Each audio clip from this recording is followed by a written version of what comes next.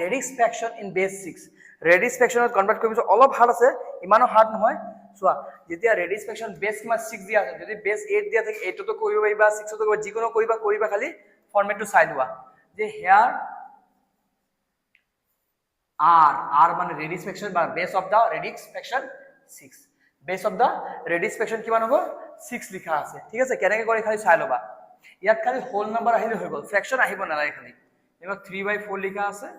তুমি কি লিখা 6 লিখি দিয়া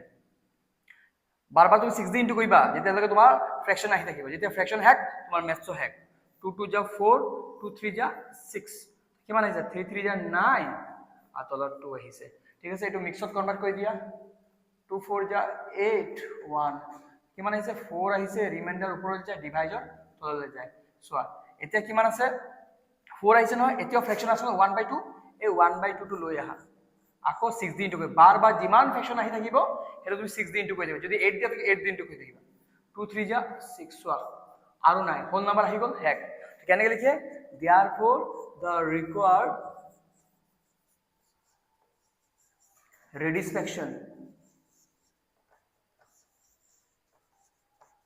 খালি ফৰ্মেটটো মনত থবা যেনেকৈ প্ৰথম কিমান আহিছে প্ৰথম তোমাৰ কিমান আহিছে 4 আহিছে তলত কেনেকৈ লিখি চোৱা কেটা নম্বৰ আহিছে 4 আৰু 3 আহিছে সেই কাৰণে তলত 6 স্কয়াৰ দিবা ঠিক আছে 6 দুটা আছে তো 6 প্ৰথম লিখা প্ৰথম কি আহিছে 4 আহিছে 4 লিখা প্লাস আকৌ কি আহিছে এবাৰ 6 লিখিছা না এতিয়া স্কয়াৰ দিবা 6 স্কয়াৰ কিমান আহিছে 3 আহিছে 3 আহিছে ইমানে কৰিলে তোমাৰ आंसर হৈ যাব যদি আৰু নাম্বাৰ আহি থাকে তো 6 কিউব লিখিবা আৰু নাম্বাৰ 6 টু দি পাৱাৰ 4 লিখিবা ইমানে কিমান আহিছে 4 3 আৰু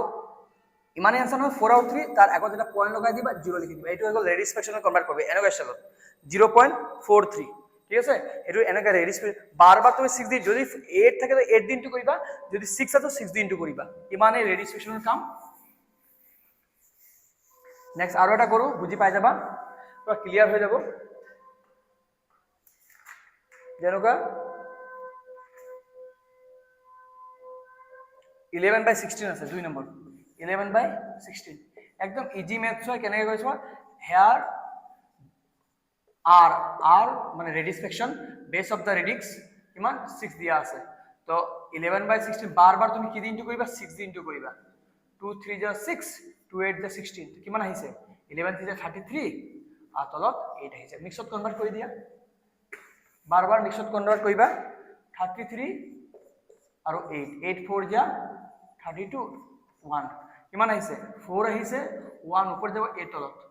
4 আহিছে এইটো তোমাৰ आंसर প্ৰথম आंसर সেকেন্ড এটো কি আহিছে 1/8 ইয়াত লৈ যিমান দেৰি লাগে তোমাৰ ফ্ৰেকশ্যন থাকিব তাক খালি ফ্ৰেকশ্যন আটালা হৈ গ'ল ফ্ৰেকশ্যন নাহিলে আৰু হেক ম্যাথ হোল নাম্বাৰ আহিব লাগিব হোল নাম্বাৰ আহিলে হৈ গ'ল আকৌ তুমি 6 ইনটু কৰা 2 3 যা 2 4 যা आंसर কিমান আহিছে 3/4 আহিছে ঠিক আছে 3/4 আহিছে ইয়াকো আকৌ কনভাৰ্ট কৰি দিবা 3/4 4 0 যা 0 কিমান আহিছে মিক্সত কনভাৰ্ট কৰি 0 আহিছে আৰু ৰিমাইন্ডাৰ ওপৰলৈ যায়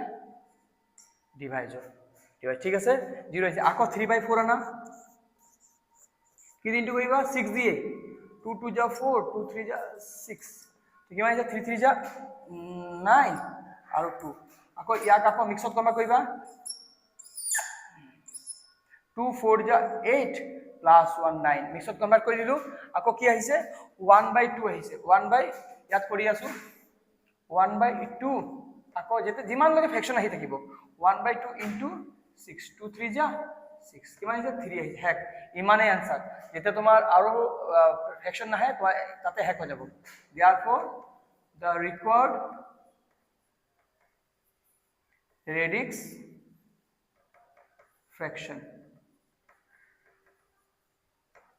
প্ৰথম 6 ৰ পদ কিমান আহিছে প্ৰথম आंसर প্ৰথম চাইছো হোল নম্বৰ কি 4 আহিছে 4 লিখা প্লাস এনেকা ফৰমেটত লিখে দেই নেক্সট কিমান আহিছে 0 আহিছে